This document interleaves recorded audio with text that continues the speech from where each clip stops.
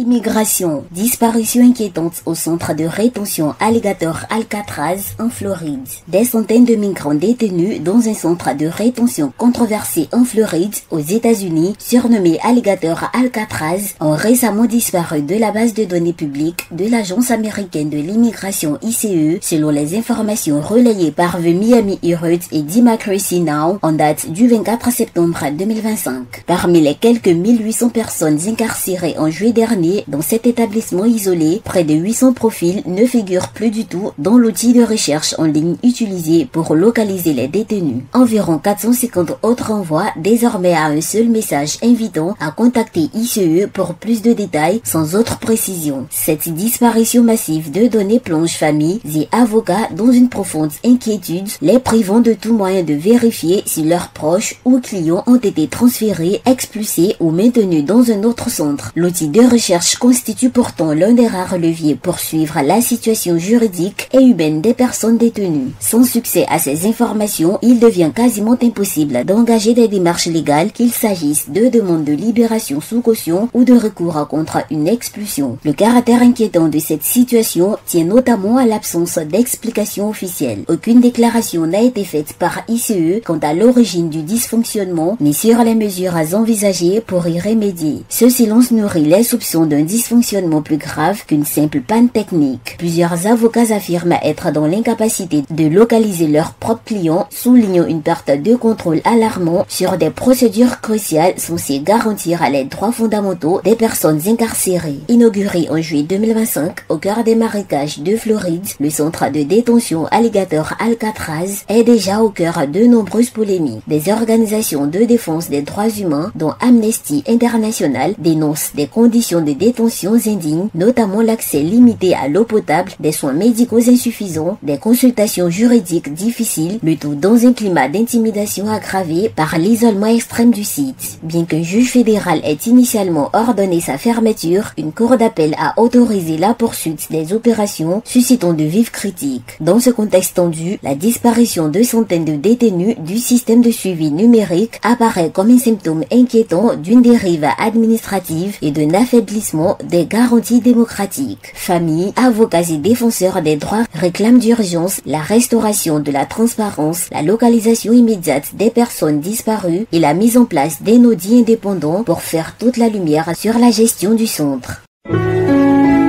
APRA, Agence Presse, Radio et Audio.